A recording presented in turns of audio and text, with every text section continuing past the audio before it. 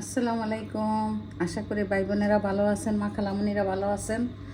কে কীরকম আছেন জানাবেন কমেন্টে। আপনাদের কমেন্ট অনেক অনেক ভালো লাগে আমার ভাই বোনেরা, মা খালামণিরা। আজকের মতো একটা নতুন ভিডিও শুরু করলাম। এই যে মাংস ধুয়ে পরিষ্কার করে নিছি, পেঁয়াজ, রসুন, তেজপাতা, গরম মশলা, দারচিনি, এলাচ সব একসাথে দিয়ে দিলাম। মরিচ, টমেটো পেস্ট স্বাদ মতো,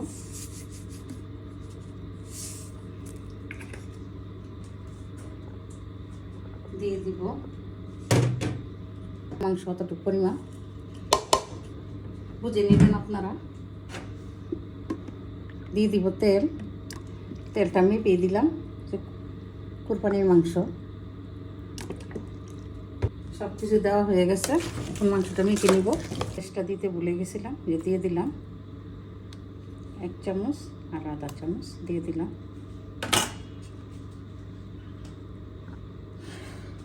এখন মেখে নিব। পানি আর দেওয়া লাগবে না, মাংসর থেকে যে পানিটা আছে ওই পানি দিই মাংসটা কষে যাবে। তারপর লাগলে একটু ঝোল দিব।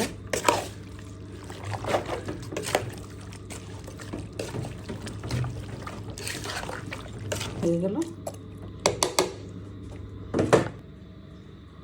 বসাই দিলাম, জলটা দিয়ে দিলাম, ঢেকে দিলাম। হচ্ছে বলছিলাম পানি উঠবে মাংস থেকে, কত পানি উঠছে। এতে দিয়ে মাংসটা হয়ে যাবে কষানো, সিদ্ধ হতে থাক।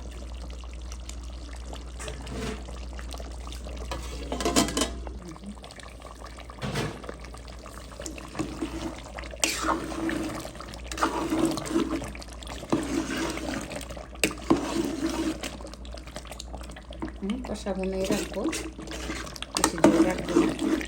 হয়ে গেল। এতক্ষণ সাথে থাকার জন্য অনেক অনেক ধন্যবাদ আমার ভাই বোনেরা, মা খালামণিরা।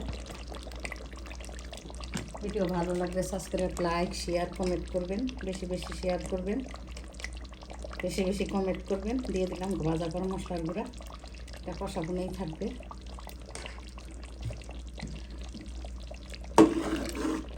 একটা লাইক দিয়ে ভিডিও শুরু করবেন আমার ভাই বোনেরা, মা খালামণিরা। আজকের মতো এখানে বিদায় নিলাম। আল্লাহ হাফেজ।